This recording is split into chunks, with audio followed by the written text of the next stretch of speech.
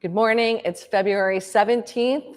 We're just before a 3-day weekend. If you found that out recently like me, it's like finding $20 in your pocket. So here we go. We're going to talk a little bit about how the S&P closed at, below 4,100 yesterday. And this month it really couldn't get above another technical level of 4,200. We've shared in past notes and videos that hedge funds did a lot of short covering early in 2023, which fueled a nice part of that rally. But we can see why in this first chart provided by UBS. They still need to get back to high water level marks to get paid that back end in 2023. So this is just the HFRI Equity Hedge Index, and you can see if this is where their portfolios were back in 2021 into 2022, then obviously they have to get all the way back here before they start making profits and pay people with back end. So they were short covering and helping fuel that rallies. But if markets decline, these are the types of investors who can quickly put those hedges back on. There could be opposite pressure, so that's downward pressure on securities. And one of the reasons why we're flagging the caution flag right now relates to how flows can move. And the big rally we've had, you really have to care about that. I'm not going to show you the data, but if you look at ISM prices paid and then compare those to the ratio of U.S. basic resources to U.S. utilities, then the comparison points to a lot of recovery baked into current market valuations. And if we add inflation break-even levels to the mix, you'd expect them to be much higher now, maybe like 50 basis points higher. So with our expected view of growth slowing and margins being pressured, which we've already started to hear about in earnings season, then something's got to give. And it's probably going to be valuations, especially for the risk assets that rallied hard on the expectation of disinflation. Remember that since the fall? And rate pauses and potential reductions of rates.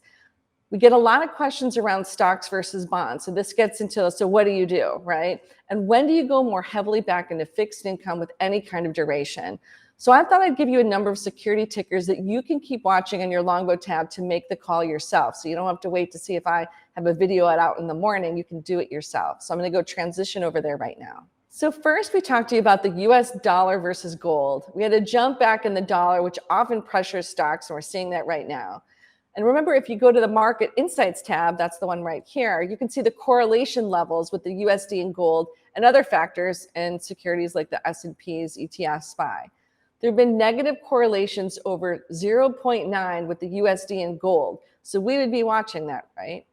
Second, we're introducing you to the relationship between copper and gold. So gold's been outperforming copper for a while, and we're not seeing investors value risk assets over the safety of treasuries with that type of play.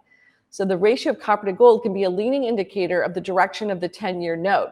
Obviously, that's in the fixed income bucket. So we're going to care about the dollar. So that's a UUP ETF, GLD, that's a gold ETF, and then CPER, that's the copper ETF.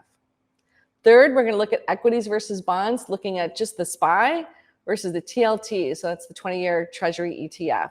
So you can put those on your list, and you can see that today we've got the SPY that's oversold.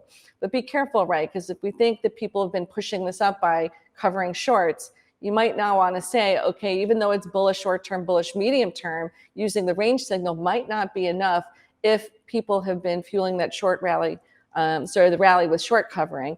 So you want to be a little bit careful with the things that I'm telling you right now. And then fourth and last, we're introducing the LQD versus J&K. So that's investment grade bond ETF versus junk bond ETF. And last year, most investors would have expected that investment grade bonds, so that LQD, would be doing better than riskier high yield bonds, but because the latter had shorter duration, so those riskier companies had shorter debt durations, that didn't happen. But if we switch to more fundamental metrics this year and see credit spreads widen, we then see the opposite occur, for safer bonds to be outperforming equities at that point and safer bonds to be outperforming less safe bonds at that point. So the LQD being better than the J&K. So we're giving you just a few of these securities. You can watch them on their own. You don't need me to give you a video, and keep abreast of all of these trends that we're talking about to see when do you think that you should be able to go back into maybe longer duration bonds. Should you pick the safer ones versus maybe a little bit more riskier ones? And do you need to go for a shorter duration, or can you have longer duration?